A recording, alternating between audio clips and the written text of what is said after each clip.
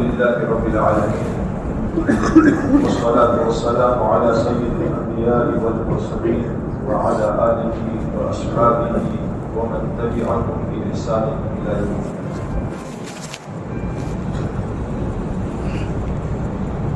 أما بعد فأعوذ بالله من الشيطان الرجيم. بسم الله الرحمن الرحيم.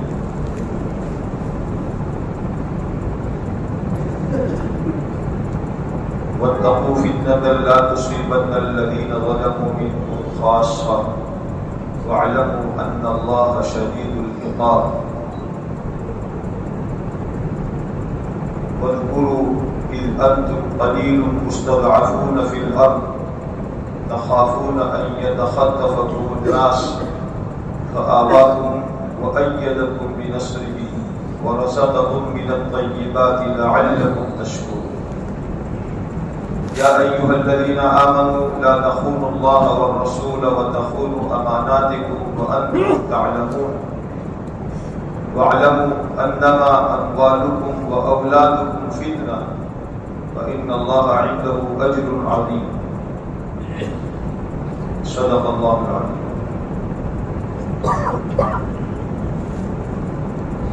وقال عليه الصلاة والسلام في معنى الحديث: من خاف أدلج ومن أدلج بلغ المنزل. ألا إن سلعة الله غالية ألا إن سلعة الله الجنة. وقال عليه الصلاة والسلام في معنى الحديث: لا يؤمن أحدكم حتى يكون هواه تبعا لما جئت به، أو كما قال عليه الصلاة والسلام.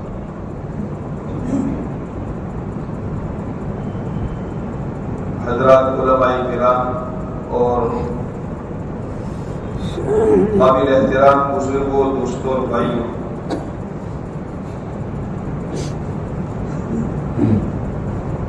ہمارا سب کا یقین ہے کہ ہماری بقا، ہمارا وجود اور پورے عالم کی بقا دین کے باقی رہنے میں.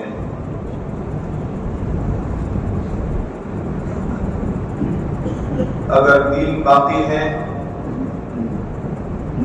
تو آسمان اپنی جگہ تھما رہے گا، زمین اپنی جگہ جمی رہے گی، رات اور دن بدلتے رہیں گے، سورج اور چاند آتے جاتے رہیں گے، اور دنیا کا نظام اللہ تعالیٰ چلاتے رہیں گے، اور ایک دین والے کی برکت سے اللہ تعالیٰ کروڑوں اپنی مخلوق کو کھلاتے پلاتے رہیں.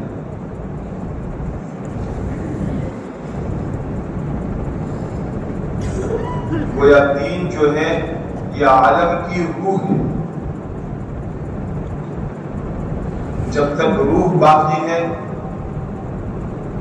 کائنات میں اللہ کی پھیلی ہوئی مخلوق باقی رہے گی، اور جب روح ختم ہو گئی اور روایت کے مطابق اللہ اللہ کہنے والا بھی دنیا میں نہ رہا تو پھر قیامت قائم ہو جائے گی. دنیا اور آخرت میں چمکنے کا، سرسبز و شاداب ہونے کا، شاندار زندگی کے حاصل ہونے کا راستہ صرف اور صرف اللہ کا دین. دین کے بغیر مادی وسائل کے ذریعے سے دنیا کا انسان یہ چاہے کہ میں کامیاب ہو جاؤں، سکون اور چین مل جائے، محبتیں مل جائے، اندر میں روحانیت میں اطمینان حاصل ہو جائے، یہ ناممکن چیز ہے. اللہ تعالیٰ نے دلوں کا سکون، آپس کی محبت، خوشگوار زندگی کا مزہ یہ صرف دین میں رکھا ہے. جب دین نہیں ہوگا تو دنیا اپنی مادی وسائل اور ترقیات کے نتیجے میں بہت ہی اونچے اعلیٰ مرتبوں پر اور ڈگریوں پر فائز ہوگی، لیکن وہ اطمینان، وہ سکون، وہ محبتیں وہ خوشگوار اور سرسبز و شاداب زندگی ان کے اندر میں نہیں ہوگی۔ اللہ تعالیٰ ہمیں دین پر جینا بھی نصیب فرمائے اور کامل دین پر دنیا سے جانا بھی نصیب فرمائے۔ لیکن میرے دوستو، دھوکہ یہ ہو رہا ہے کہ ہم نے دین سمجھا نہیں یا دین کو سمجھنے کی کوشش نہیں کی۔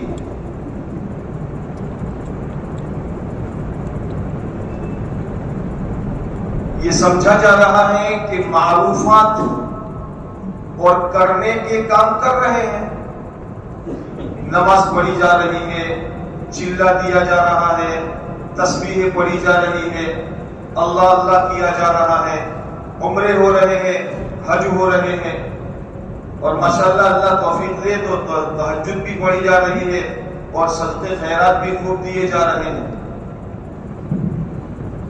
دین صرف ایک پہلو کا نام نہیں ہے۔ قرآن کریم میں اللہ تعالیٰ کا ارشاد اپنے بندوں سے ہے، وَمَا آتَاكُمُ الرَّسُولُ فَخُذُوهُ وَمَا نَهَاكُمْ عَنْهُ فَانْتَهُوا۔ رسول پاک علیہ السلام کرنے کے جو کام تم کو حکم کرے اس کو کرو، اور جن بچنے کے کاموں سے تم کو بچائے ان سے بچ جاؤ۔ دین سے کامل نفع، کامل دین سے کامل نفع جب اٹھا پائیں گے جب دین پورا اپنی حقیقت کے ساتھ ہماری زندگیوں میں موجود ہوگا۔ ہمارے سروں پر پنکھا ہے، یہ پنکھا ہوا کب دے رہا ہے؟ جب اس کے اندر میں دو وائر لگے ہوئے ہوتے ہیں، ایک نیگیٹو ہوتا ہے، ایک پوزیٹو ہوتا ہے، ایک نیوٹرل ہوتا ہے، ایک فیز ہوتا ہے، ایک ٹھنڈا ہوتا ہے، ایک گرم ہوتا ہے۔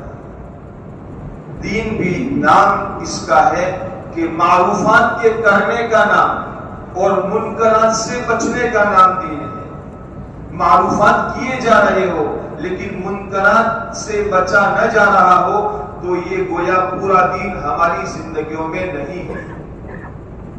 اس لیے اللہ تعالیٰ کا قرآن کریم میں یہ ارشاد ہے، یا ایھا الذین آمنوا ادخلوا فی السلم کافہ وَلَا تَتَّبِعُوا خُطُوَاتِ الشَّيْطَانِ إِنَّهُ لَكُمْ عَدُوٌّ مُّبِينٌ۔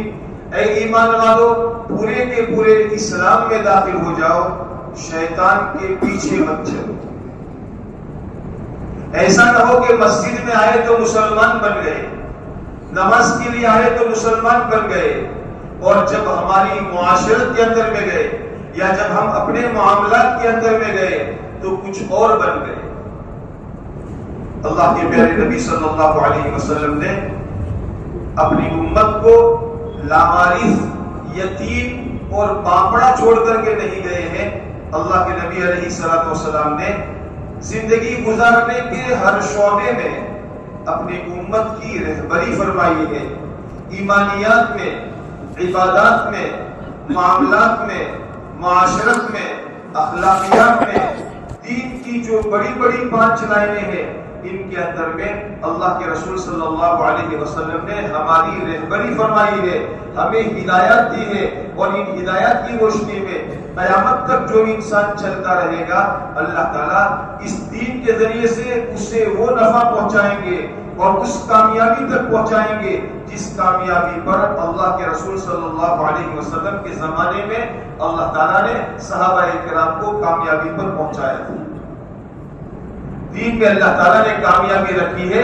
یہ کامیابی صرف جنت کی کامیابی نہیں ہے کہ دین پر چلو گے تو تمہاری قبر سنور جائے گی، اور دین پر چلو گے تو تم حشر کی رسوائی سے بچ جاؤ گے، اور دین پر چلو گے تو جہنم سے بچ کر جنت میں چلے جاؤ گے۔ اللہ تعالیٰ نے دین پر دنیا اور آخرت دونوں کی کامیابی رکھی ہے۔ اسی لیے اللہ تعالیٰ کا قرآن پاک میں ارشاد ہے، من عمل صالحا من ذکر او انثى وهو مؤمن فلنحيينه حیاتا طیبہ۔ حضرت مولانا محمد عمر صاحب رحمۃ اللہ علیہ حیاتن طیبہ کا معنی فرماتے تھے کہ اللہ تعالیٰ تمہیں شاندار زندگی عطا فرمائے گا، دنیا کی زندگی شاندار عطا فرمائے گا۔ اللہ تعالیٰ ہم سب کو کامل دین پر چلنے کی توفیق عطا فرمائے۔ دوستو، اللہ کا احسان اور اللہ کا شکر ہے۔ اللہ تعالیٰ نے گویا ہمیں عدم سے وجود دیا ہے، نیست تھے تو اللہ تعالیٰ نے ہست میں اللہ تعالیٰ لائے ہیں۔ دنیا میں ہم اور ہماری قوم زیرو تھی، لیکن اللہ تعالیٰ نے اس زیرو قوم کو اللہ تعالیٰ نے ہیرو بنا کر عالم کے اندر میں چمکایا ہے۔ اس بنیاد پر ہمارے پاس کیا تھا؟ قرآن کریم میں اللہ تعالیٰ اپنے بندوں کو اپنی نعمت کی یاد دہانی کراتے ہیں۔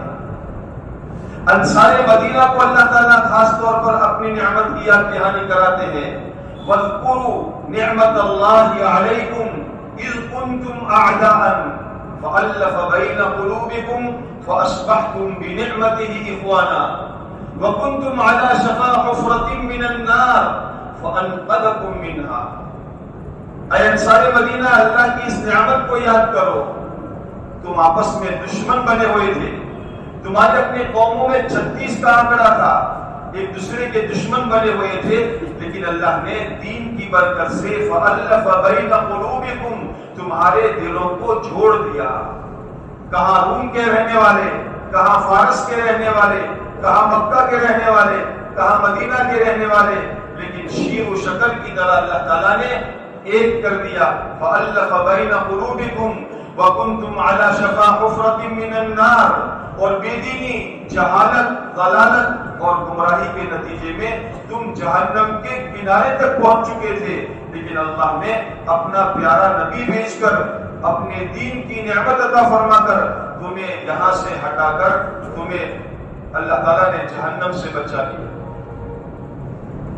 اللہ تعالیٰ نے ہماری اس قوم پر بھی اسی طرح کی نعمتوں کی بارشیں برسائی۔ وَاذْكُرُوا إِذْ أَنْتُمْ قَلِيلٌ مُسْتَضْعَفُونَ فِي الْأَرْضِ تَخَافُونَ أَنْ يَتَخَطَّفَكُمُ النَّاسُ فَآوَاكُمْ وَأَيَّدَكُمْ بِنَصْرِهِ وَرَزَقَكُمْ مِنَ الطَّيِّبَاتِ لَعَلَّكُمْ تَشْكُرُونَ۔ یاد کرو، تم دنیا میں کمزور سمجھے جانے والے کمزور قوم تھے، دنیا کی ہستی پر تمہارا کوئی وجود نہیں تھا، تمہیں کوئی جانتا تک نہیں تھا، لیکن اللہ تبارک و تعالیٰ نے، اور تم ایسے تھے کہ دنیا میں لوگ تمہارے دشمن تم کو اچک لے، لیکن اللہ نے تم کو ٹھکانہ دیا۔ اللہ تعالیٰ نے اپنی تائید اور اپنی مدد تمہارے ساتھ شامل حال کی، اور قسم قسم کی اللہ تعالیٰ نے تمہیں روزی عطا فرمائی تاکہ تم اللہ کی نعمتوں کا شکر کرو۔ میرے بزرگوں، ہمارے بڑے حضرات تھے اور ہیں، وہ اپنی پچھلی زندگیاں ہمیں سنایا کرتے تھے تاکہ ہم اپنی پچھلی زندگیوں کو سوچ کر، سن کر اللہ تعالیٰ کی نعمتوں کا استحضار کرے، اللہ کی نعمتوں کو دھیان میں لائے کہ ہم کہاں تھے اور اللہ تعالیٰ نے کہاں پہنچا دیا۔ ایسے ویسو کو اللہ نے دین کی برکت سے کیسا بنا دیا۔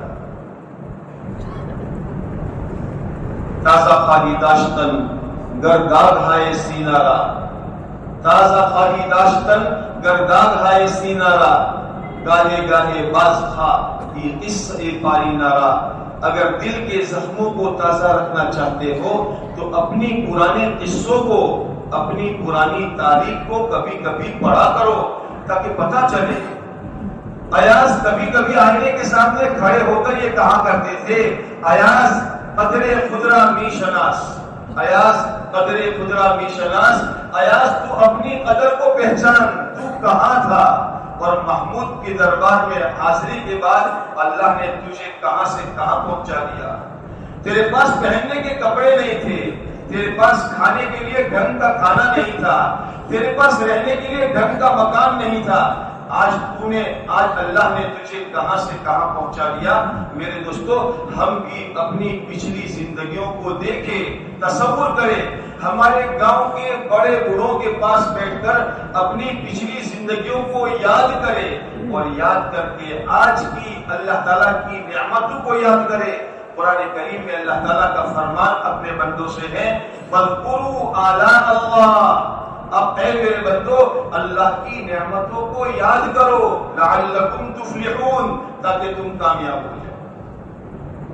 اللہ تعالیٰ نے کہاں سے کہاں پہنچا دیا، کیوں؟ تاکہ لعلکم تشکرون، تاکہ تم اللہ کی نعمت کا شکر ادا کرنے والے بنو۔ اللہ تعالیٰ نے بدعات اور رسومات سے نکال کر سنت اور شریعت کی راہوں پر اللہ تعالیٰ نے ہمیں کھڑا کر دیا۔ ہمارے علاقے میں کوئی ایک عالم نام کا کوئی وجود نہیں تھا، اللہ تعالیٰ نے دین کی برکت سے مکاتب کا قیام اور اس کے ساتھ ساتھ مدارس کا قیام ہمارے علاقوں میں ہوا۔ آج تقریباً ہمارے 2-3 ضلعوں کے ملا کر 10,000 سے زیادہ علماء کرام ہمارے 2-3 ضلعوں میں، ہماری برادری میں اور اس خطہ پالنپور کے اندر میں آج اس وقت میں موجود ہے۔ اللہ نے کہاں سے کہاں پہنچا دیا۔ ضلالت اور گمراہی کی گھٹاٹوپ تاریکیوں سے نکال کر اللہ تعالیٰ نے شریعت اور سنت کی راہوں پر قائم کر دیا، اور اللہ تبارک و تعالیٰ نے وہاں تک پہنچا دیا کہ دنیا کی انسانوں کی رہبری کے لیے اللہ تعالیٰ نے ہماری اس قوم کے افراد کو چن لیا۔ ہونا ہی چاہیے کہ ہم اللہ کا شکر ادا کر کے اللہ کی اس دی ہوئی نعمت پر خود اپنے آپ کو چلاتے رہے، اور اپنی آنے والی نئی جنریشن، اپنی آنے والی نئی نسلوں کو یہ بات بتاتے رہے کہ بیٹا ہمارے پاس پہلے کچھ نہیں تھا، اللہ تعالیٰ نے ہمیں دھندے اجڑا نہیں کیا۔ ایک زمانے میں لوگ کہتے تھے بھائی دھندے اجڑا، یہ دھندے اجڑا نہیں ہے، اللہ نے دین کی برکت سے ہمیں روشنی عطا فرمائی ہے، اور دین کی برکت سے اللہ تعالیٰ نے یہ دنیا عطا فرمائی ہے۔ اگر ہم نے اس دنیا میں لگ کر اپنے دین کو بھلا دیا، اللہ کی نعمتوں کو پس پشت ڈال دیا اور اللہ کو ہم نے بھلا دیا، تو پھر میرے دوستو اللہ بھی وہ دن لا سکتے ہیں کہ اللہ تعالیٰ دوبارہ اس قوم کو صفائے ہستی سے مٹا سکتے ہیں۔ وَلَا تَكُونُوا كَالَّذِينَ نَسُوا اللَّهَ فَأَنسَاهُمْ أَنفُسَهُمْ، اے لوگوں ان لوگوں کی طرح مت بن جاؤ جنہوں نے اللہ کو بھلا دیا تو پھر اللہ نے ان کو اپنی ذاتوں سے بھلا دیا۔ نعمت کا شکریہ یہ ہے کہ جو نعمت اللہ نے عطا فرمائی ہے اس نعمت کو اس کے مصرف میں استعمال کرنا۔ وضع الشيء في محله فهو عدل وفضل ووضع الشيء في غير محله فهو ظلم۔ کسی چیز کا اس کے محل اور مصرف میں استعمال کرنا یہ انصاف کا تقاضا ہے، یہ فضل ہے، انصاف کا تقاضا ہے، اور کسی نعمت کا اس کے غیر محل میں استعمال کرنا یہ اس نعمت کی ناقدری ہے، اور ناقدری پر اللہ تعالیٰ نعمت کو چھین لیتے ہیں۔ لئن شکرتم لأزیدنکم ولئن کفرتم ان عذابی لشدید۔ اگر نعمت کی قدردانی کی جائے گی اللہ نعمتوں میں اضافہ فرمائیں گے، اور اگر نعمت کی ناقدری کی تو پھر اللہ تعالیٰ کا عذاب بڑا سخت ہے۔ میرے دوستو اس دین کی برکت سے اللہ تعالیٰ نے ہمیں دنیا کی بہتات عطا فرمائی۔ اللہ تعالیٰ نے تنگدستی سے نکال کر اللہ نے خوشحالی کے دور دکھائے اور خوشحالی کے دروازے ہمارے پر کھول دیے، جس کے نتیجے میں ہم اس مال کے آنے پر ہم نے اپنے آپ کو مال کی طلب میں، مال کی تلاش میں ایسا لگایا کہ ہم نے شریعت کی حدود کو توڑ دیا، ہماری نسلوں نے شریعت کی حدود کو توڑ دیا، ہم نے آنکھ آڑے کان کر لیے، چشم پوشی کر لی، شکروں کرے سے کروا دوں، جم کرے کروا دوں۔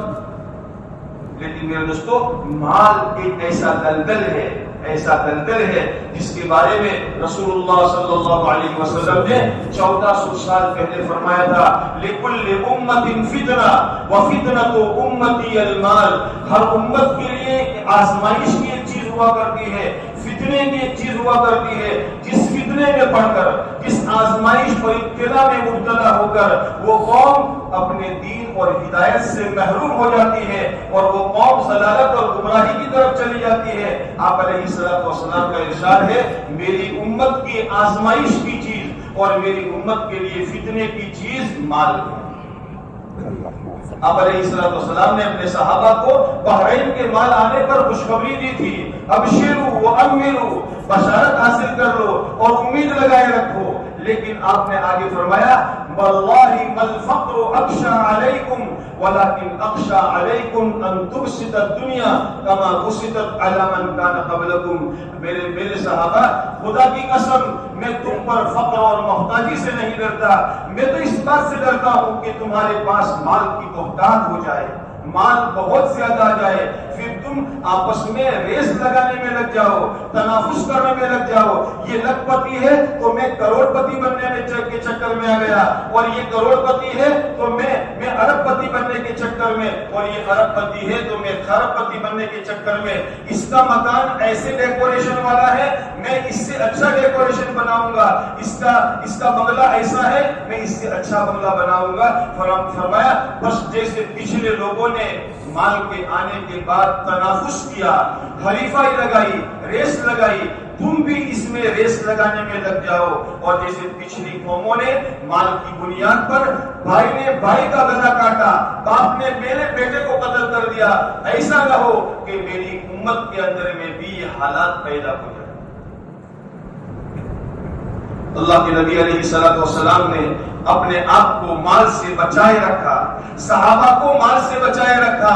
حضرت صحابہ کرام مال کے آنے پر یہ فرمایا کرتے تھے فتنۃ السراء اشد من فتنۃ الضراء. تنگ دستی کا، خوشحالی کا فتنہ، مال کے آنے کا فتنہ، یہ تنگ دستی کے فتنے سے زیادہ سخت ہے. پیارے نبی سیدنا ابوبکر صدیق رضی اللہ تعالیٰ عنہ کی خدمت میں آپ نے پانی مانگا، آپ کی خلافت کا زمانہ ہے، آپ نے پانی مانگا اور کسی نے پانی میں شہد گھول کر ملا کر شربت بنا کر پیش کیا. آپ نے منہ کے قریب لے جا کر ایک دم گلاس رکھ کر رونے لگے، اور اتنے روئے کہ مجمع صحابہ کا جو تھا وہ بھی رونے لگا. جب افاقہ ہوا اور کچھ تھوڑا سکون ہوا تو فرمایا لوگوں نے امیر المومنین کیا ہو گیا، آپ اتنا کیوں روئے؟ فرمایا میں ایک مرتبہ رسول کریم صلی اللہ علیہ وسلم کی مجلس میں حاضر تھا اور آپ علیہ السلام اپنے دونوں ہاتھوں سے کسی چیز کو دفع فرما رہے تھے اور مجھے کوئی چیز نظر نہ آئی. میں نے پوچھا اللہ کے رسول علیہ السلام آپ کس چیز کو ہٹا رہے ہیں؟ آپ نے فرمایا ابو بکر دنیا میرے سامنے پیش ہوئی اور میں نے اس کو ہٹایا تو دنیا یہ کہہ رہی تھی اے محمد صلی اللہ علیہ وسلم اگر آپ مجھ سے بچ گئے تو آپ کے بعد والے مجھ سے نہیں بچ سکتے.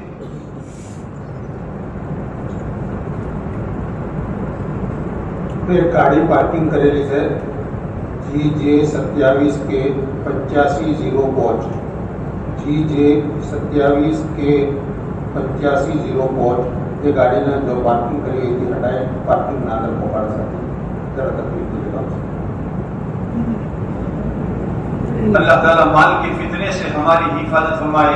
اور جب کوئی بندہ مال کی ریس میں لگ جاتا ہے تو پھر حدود اس کے ہاتھ سے نکل جاتے ہیں، حدود اس کے ہاتھ سے نکل جاتے ہیں، حدود نکل جاتے ہیں تو پھر حقوق بھی نکل جاتے ہیں. شریعت نام ہے حدود کا اور حقوق کا. حدود ہاتھ سے نکل جاتا ہے. ہر روایت میں رسول پاک صلی اللہ علیہ وسلم کا ارشاد ہے الحلال بین والحرام بین وبینہما مشتبہات. حلال واضح ہے اور حرام واضح ہے اور ان دونوں کے درمیان جو ہے وہ شک اور شبہ والی چیزیں ہیں. اپنے آپ کو حلال کے اندر میں رکھے. لیکن جب مال کی ہوس بندے کو لگ جاتی ہے اور اندر میں جب مال کی طلب پیدا ہو جاتی ہے تو بندہ اپنے حلال سے کنارہ کرتے کرتے حلال سے دوڑتے مشتبہ اور شکوک میں آ جاتا ہے یہاں تک کہ وہ حرام کی حدود میں آ جاتا ہے اور پھر حلال اور حرام میں تمیز نہیں کر پاتا. اور جب حلال حرام میں تمیز نہیں ہوتی تو زندگیوں سے دین ظاہری طور پر نماز کا ڈھانچہ رہ جاتا ہے، ظاہری طور پر عمرے اور حج کا ڈھانچہ رہ جاتا ہے، اندر میں وہ حقیقت نہیں ہوتی جس کے نتیجے میں نماز کے ذریعے سے جو صفات اندر میں آنے چاہیے ان الصلاۃ تنہا عن الفحشاء والمنکر کہ نماز بے حیائی اور بری باتوں سے روک دے گی وہ چیز حاصل نہیں ہو پاتی. اسی لیے اللہ تعالیٰ نے انبیاء علیہ السلام سے ارشاد فرمایا تھا اے رسولو حلال کھاؤ اور نیک عمل کرو، حلال کھاؤ اور نیک عمل کرو. کلوا من طیبات واعملوا صالحا. اپنی اللہ تعالیٰ کی طرف سے پاکیزہ کھانا کھاؤ، حلال کھانا کھاؤ اور نیک عمل کرو۔ پاکیزہ کھانے میں، حلال کھانے میں اندر میں نیک عمل کے کرنے کا جذبہ پیدا ہوتا ہے، اور جب مال مشکوک ہو جاتا ہے، مال شبے والا ہو جاتا ہے، تو پھر بندے کے اندر میں گندے کام کرنے کی اور بےہودہ اور برائیوں کی طرف، فاحش اور منکرات کی طرف اس کا میلان بڑھ جاتا ہے، اور میلان بڑھتے بڑھتے بڑھتے اندر میں سے فحش اور منکر چیزوں کی قباحت بھی نکل جاتی ہے۔ پھر ایک مسلمان ہو کر اپنے اندر میں، اپنی قوم کے اندر میں، اپنی کمیونٹی کے اندر میں، اپنے مسلمانوں کے اندر میں اس فحش اور منکرات کو پھیلانے والا بن جاتا ہے۔ قرآن پاک میں اللہ تعالیٰ نے یہ فرمایا ہے، اللہ تعالیٰ قرآن پاک میں اللہ تعالیٰ کا ایک فرمان ایک جگہ ہے، جو لوگ یہ چاہتے ہیں کہ ایمان والوں میں منکرات پھیل جائے، ان الذین یحبون ان تشیع الفاحشۃ فی الذین آمنوا، جو لوگ یہ چاہتے ہیں کہ منکرات اور بے حیائی اور زناکاریاں اور بدکاریاں ایمان والوں کے اندر میں پھیل جائے، ان کے لیے دنیا آخرت میں اللہ نے عذاب علیم، دردناک عذاب کا اللہ تعالیٰ نے وعید فرمائی ہے۔ کوئی آدمی اپنی زبان سے تو منکر کی طرف دعوت نہیں دے گا، لیکن اس کے احوال، اس کے طور طریقے، اس کی اپنی دکانوں اور بازاروں کا ڈیکوریشن اور ایلیویشن، اور اس کا اپنا چلنا پھرنا، اور پتہ نہیں اس کی کیا کیا صورتیں لوگوں کو دعوت دے گی بازاری بننے کی طرف، فحش اور منکرات کے آنے کی طرف۔ میرے دوستو، ہم غور کریں، اللہ تعالیٰ نے بے دینی اور جہالت سے نکال کر دینداری کے افق پر پہنچایا تھا۔ ہماری اسی قوم کا اللہ تبارک و تعالیٰ نے ایک فرزند ارجمند ہمارے ایشیا کے عظیم دینی درس کا، وہاں کے شیخ الحدیث بنے، اور آج بھی استاد حدیث ماشاءاللہ ہے، اور ہمارے اسی قوم کا اللہ تبارک و تعالیٰ نے ایک فرد فرید دعوت و تبلیغ کے میدان کے ذریعے سے عالم کے اندر میں جس کو اللہ تعالیٰ نے چمکایا۔ آج میرے دوستو، مال کی بہتات کے نتیجے میں اور مال کے آنے میں بے احتیاطی کے نتیجے میں ہماری قوم کی برائیوں کے چرچے گھر گھر میں ہونے لگے۔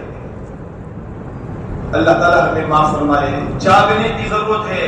ایک عالم دین نے ہمارے اس پورے علاقے میں، ایک عالم دین، دل جلا عالم دین آیا آج سے 70-80 سال پہلے، قوم کی جہالت اور بے دینی کو دیکھ کر نہ دن میں چین کیا نہ رات میں چین کیا، گھر گھر گئے، در در گئے، گاؤں گاؤں گئے، کھیتوں میں گئے، ان پر سواری لے کر گئے، چنے کی ساتھ یعنی خوراک لے کر ساتھ میں گئے، لیکن اللہ تعالیٰ نے ایک دل جلے عالم حضرت مولانا نذیر میاں صاحب رحمۃ اللہ علیہ کی برکت سے پورے علاقے کو ضلالت اور گمراہی کی گھٹاٹوپ تاریکیوں سے نکال کر ایک علم کی روشنی کے اندر میں اور دینی ماحول کے اندر میں زندہ کر دیا۔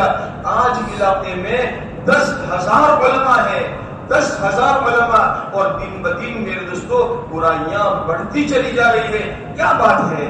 کیا ہمارے پاس اتنا وقت نہیں ہے کہ ہم 15 دن میں ایک مرتبہ سر جھوڑ کر بیٹھے، مہینے میں ایک مرتبہ تھوڑا سا فکر لے کر کے بیٹھے، یا اللہ یہ برائیاں آج میں دیکھ رہا ہوں کہ آگ فلانے کنارے پر لگی ہوئی ہے، کہیں ایسا نہ ہو یہ آگ جلتے جلتے میرے گھر میں پہنچ جائے، کل میرے بیٹے بیٹیوں کے ساتھ یہ حالات پیش نہ جائے۔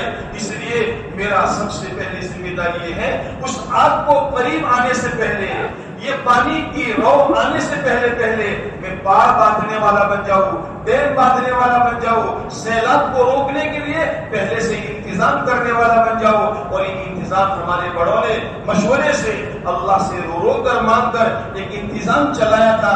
معروفات کی باتیں کرنا اور منکرات سے روکنا، اپنے آپ کو حلال پر کھڑا کرنا اور حرام سے اپنے آپ کو بچانا، رسوم اور رواج سے اللہ تعالیٰ نے اپنے فضل سے ہمارے بڑوں اور بزرگوں کی ہمارے قربانیوں کے نتیجے میں رسومات، خرافات، بدعات اور گمراہیوں سے نکال کر اللہ تعالیٰ نے سنت اور شریعت پر ہمیں کھڑا کر دیا تھا۔ اب دوبارہ یہ VIP شکل میں اور گویا نئے انداز میں ہمارے یہاں ریت رواج نئے آتے چلے جا رہے ہیں۔ علاقوں میں دیکھیں میرے دوستو، کیا چیز مر رہی ہے اور کیا چیز جی رہی ہے، ہر آدمی اپنے حلقے میں، اپنی بستی میں، اپنے علاقے میں دیکھ سکتا ہے۔ یہاں بیٹھ کر برائیوں کے تذکرے نہیں کرتے۔ سیدنا عمر رضی اللہ تعالیٰ عنہ فرماتے ہیں امیت الباطل بترک ذکر ہی، باطل کو مار دو، ختم کر دو، اس کے ذکر کو، تذکرے کو چھوڑ کر۔ لیکن ہم اور آپ اپنی بستیوں میں رہتے ہیں، اپنے علاقوں میں رہتے ہیں۔ دیکھیں میرے دوستو، ہمارا ایک ایک نوجوان دلہا اتنا خرچہ کر رہا ہے، ہزاروں روپے کا پانی بہایا جا رہا ہے۔ ایک ایک دلہن کی اوڑھنی 10-10 ہزار، 15-15 ہزار، 20-20 ہزار تک میں ایک دلہن کی شب زفاف کی اوڑھنی تیار ہوتی ہے۔ کہاں جائے گی ہماری قوم؟ کہاں جائے گی ہماری قوم؟ ماں باپ اپنے بچے کو روک نہیں سکتے، روکنے کا منہ نہیں ہے اور پیسے پاس میں نہیں ہے، اس لیے ماں باپ لون لینے پر مجبور ہوتے جا رہے ہیں، غیروں کے وہاں بیاج لینے پر، سود لینے پر مجبور ہوتے جا رہے ہیں۔ اور کتنے نوجوان ہمارے اپنے دھندوں میں اور اپنے روزگار کے اندر میں جب دیوالیہ ہو جاتے ہیں اور دیوالیہ ہونے کے نتیجے میں مقروض ہو جاتے ہیں تو کسی سے قرض نہیں ملتا، غیروں کے پاس جا کر دامن پھیلاتے ہیں اور وہاں سے وہ دگنا اور دگنا بیاج پر پیسہ لیتے ہیں اور دھیرے دھیرے گویا اپنا گھر بھی گروی رکھنا پڑتا ہے اور کھیت بھی گروی رکھنا پڑتا ہے۔ کہاں تھی ہماری قوم؟ اللہ نے کس چوٹی پر بٹھایا تھا اور پھر آج ہماری قوم کہاں جا رہی ہے؟ حیرت نہ کر، حیرت نہ کر، ہڈیوں کے میرے چور دیکھ کر، تو وہاں پر دیکھ میں کہاں سے گرا تھا، میں اس اونچائی سے نیچے گرا ہوں، اس لیے اس کو دیکھ کہ میں کہاں سے گرا ہوں، اللہ نے مجھے کہاں پہنچایا تھا اور میں کہاں جا رہا ہوں۔ میرے دوستو، ہم اس بات کا فکر کرنے والے بنے۔ یہ ماشاءاللہ جتنا مجمع آیا ہوا ہے، یہ ہماری اصلاحی جماعت کے عنوان پر کچھ نہ کچھ ہمارے دلوں میں کسک ہے، ہمارے دلوں میں درد ہے۔ اس درد کو لے کر کبھی کبھار ہمارا بیٹھنا ہوتا تھا اور بیٹھنا ہوتا تھا تو گاؤں سمجھتا تھا ہمارے گاؤں کی اصلاحی جماعت بیٹھی ہوئی ہے، منکرات کے دروازے گویا بند تھے، منکر آنے کے لیے ڈر رہا تھا۔ لیکن جب سے ہم نے بیٹھنا بند کر دیا، 15 دن پر ہمارا بیٹھنا بند ہو گیا، منکر کے لیے دروازہ کھلا مل گیا اور یہ منکر اور یہ فواحشات ہمارے گھروں میں اور ہماری بستیوں میں آنے لگی۔ حالات دیکھیں میرے دوستو، یہ نہ سوچے کہ یہ تو فلاں علاقے کی بات ہے اور یہ تو فلاں گاؤں کی بات ہے، یہ نہ دیکھیں یہ بے دینی کی آگ لگی ہوئی ہے، کہیں ایسا نہ ہو یہ بے دینی کی آگ کل میرے گھر کو جلا دے۔ اللہ تعالیٰ نے میرے دوستو ہمیں دینداری عطا فرمائی ہے۔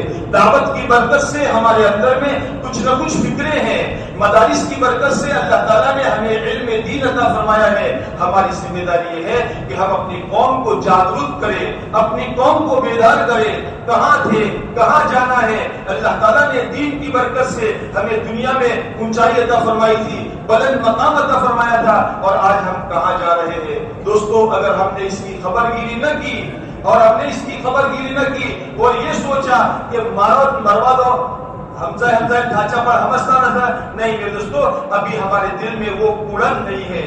ہم اس نبی کے وارث ہیں جس نبی کے صفات میں آتا ہے دائم الفکرہ متواصل الاحسان، ہمیشہ فکر مند رہتے تھے اور مسلسل غمگین رہتے تھے۔ ہمارے اندر میں یہ غم پیدا ہو، میں دوسروں کے بارے میں نہیں، اپنے بچوں کے بارے میں تو میں فکر مند ہوں، اپنے بچوں کے بارے میں یہ حسن زن رکھوں کہ مارو سکرو تو جنید بغدادی سے اور مارو سکرو تو شبلی نعمانی جو سے نہیں، میں اپنے بچے کے بارے میں ہمیشہ شک کی نظر سے دیکھوں، میں اپنی بچیوں کو ہمیشہ شک کی نظر سے دیکھوں۔ ایسا تو نہیں ہے کہ میری بچی یہاں سے وہاں جا رہی ہے تو کیا کر رہی ہے، لیکن آج کے دوستو اللہ نے معاف فرمائے اندر میں ہماری غیرت اور حمیت کا جنازہ نکل چکا ہے، ہماری حمیتیں، ہماری غیرتیں ختم ہو چکی ہے۔ اپنے عورتوں سے کہا جا رہا ہے میں حمد کو یا تم تھا تمہیں پالنپور سے ساکیزم قبول رہتا ہوں جو الرجال قوامون علی النساء کی بجائے النساء قوامون علی الرجال بنتا جا رہا ہے، عورتیں حاکم بنتی جا رہی ہے۔ اور ہمارے آقا صلی اللہ علیہ وسلم نے آج سے 1400 سال پہلے جو بات فرمائی تھی کہ ایک زمانہ دنیا میں ایسا آئے گا ہممہم بطونہم وشرفہم دینارہم وقلتہم نساؤہم، ہر انسان کی فکر اس کا پیٹ بن جائے گی، کہ میرا پیٹ بھر جائے، میرا پیٹ بھر جائے، نہ حلال دیکھتا ہے، نہ حرام دیکھتا ہے، نہ یتیم کے مال کی طرف دیکھتا ہے اور نہ بیواؤں کے حصے اور بات کی طرف دیکھتا ہے، بس میرا پیٹ بھر جائے، میرا پیٹ بھر جائے، شیر اور درندے کی طرح انسان بن جائے گا۔ اور فرمایا انسان کا شرف اس کا روپیہ پیسہ بن جائے گا۔ کوئی دیندار ہے ٹھیک ہے برابر سے، لیکن کوئی پیسے والا ہے تو پیسے کی بنیاد پر، مال کی بنیاد پر ہمارا قوم کا وڈیل، ہمارا قوم کا چودھری، ہمارا قوم کا آگیوان جس کے اندر میں دین کی صلاحیت نہیں ہے، دین نہیں ہے، لیکن اللہ کے رسول السلام فرماتے ہیں دنیا میں مال کی بنیاد پر، روپیہ، ریال، ڈالر، دینار کی بنیاد پر دنیا میں اس کا عزت و مقام ہوگا، اور ایک زمانہ آئے گا کہ اور لوگوں کا قبلہ ان کی عورتیں بن جائے گی، جیسے عورت کہے گی ویسا ہوگا۔ گھر میں 4 مرد ہیں اور 4 مرد یہ چاہتے ہیں کہ بیٹے کی شادی میں کوئی قسم کا ریت رواج نہ کیا جائے، لیکن ایک گھر والی ہے، اگر وہ گھر والی ضد پر آ گئی تو 4 مرد مل کر اس گھر والی کی ضد کو نہیں روک سکتے۔ کیا چیز ہے میرے دوستوں؟ ہماری ذمہ داری ہے ہم ہماری ماؤں بہنوں کا ذہن بنائے، ان کی افراد سازی کرے، ان کا ذہن بنائے۔ اگر ہماری ماں بہنوں کے اندر میں شریعت و سنت کی پاسداری آ گئی، شریعت و سنت کا لحاظ آ گیا، تو اللہ کی ذات سے امید ہے ہماری مومن قوم کی مائیں اور بہنیں وہ شریعت و سنت پر چلنے والی بنے گی۔ اگر مرد حضرات بے دینی کی طرف رخ کرنا چاہیں گے تو اس قوم کی بیٹی اس مرد کو بے دینی کی طرف جانے سے روکنے والی بنے گی۔ ہمارے اسی علاقے کے ایک گاؤں کی کہانی، ایک گاؤں میں ہمارے مولوی صاحب نے یہ بات فرمائی ہمارے سامنے تذکرے میں کہ ہماری گاؤں کی ایک عورت نے مجھ سے مسئلہ پوچھا کہ مولوی صاحب میرے گھر میں مجھے کڑی بنانی ہے، کڑی بنانی ہے، تو کڑی بنانے کے لیے دہی جمانی ہے اور دہی جمانے کے لیے آکھڑ چاہیے۔ میرے گھر میں آکھڑ نہیں تھا، میں قریب والے گھر سے آکھڑ لے کر آئی اور اس گھر کے آکھڑ میں نے دہی جمائی اور اس کی کڑی بنائی۔ مجھے بعد میں احساس ہوا کہ جس گھر سے میں آکھڑ لائی ہوں اس گھر کا مرد بینک میں نوکری کرتا ہے۔ مولوی صاحب میرے لیے اس کڑی کا کھانا جائز ہے جس کڑی کا آکھڑ بینک والے گھر کے اندر سے لایا گیا ہے۔ ایک عورت کے اندر میں جب شریعت کی پاسداری آتی ہے تو اتنا باریک باریک سوچنے والی بنتی ہے، اور پتہ نہیں ہزاروں ایسی اللہ کی بندیاں ہوگی جن کے بارے میں ہم نے سوچا نہیں ہوگا۔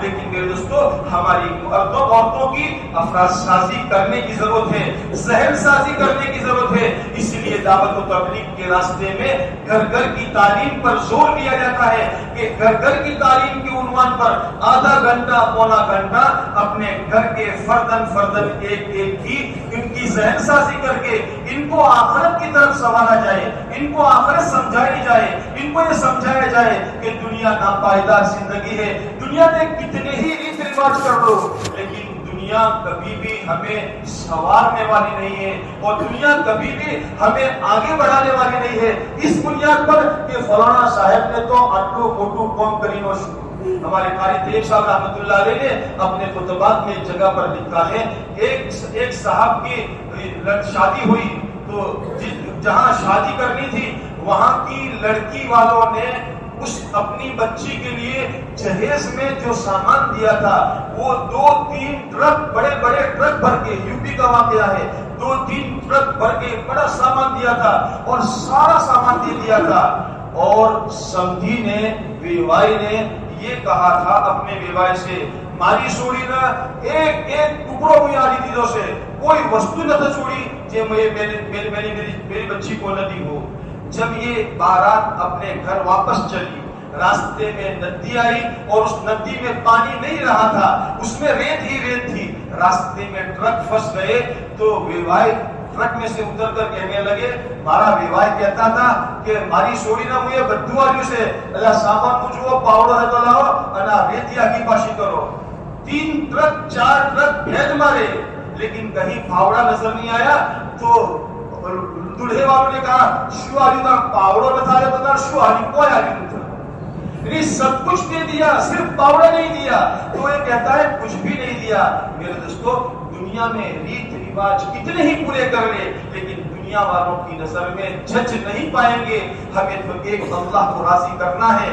حضرت معاویہ رضی اللہ تعالیٰ عنہ نے حضرت عائشہ رضی اللہ تعالیٰ عنہ کو خط لکھ کر ایک نصیحت کی درخواست کی تھی. امی جان مجھے کچھ نصیحت فرما دیجئے. تو امی جان حضرت عائشہ رضی اللہ تعالیٰ عنہ نے جو نصیحت فرمائی تھی, اس نصیحت میں یہ بات لکھی تھی کہ اگر تم نے دنیا والوں کو راضی کرنے کی خاطر اللہ کو ناراض کر دیا تو دنیا والے تو سب مل کر مجموعی طور پر کبھی بھی راضی نہیں ہوں گے. اور اگر تم نے دنیا والوں کی ناراضگی کو مول لیا لیکن اللہ کو راضی کر دیا تو اللہ سب کو راضی کر دے گا.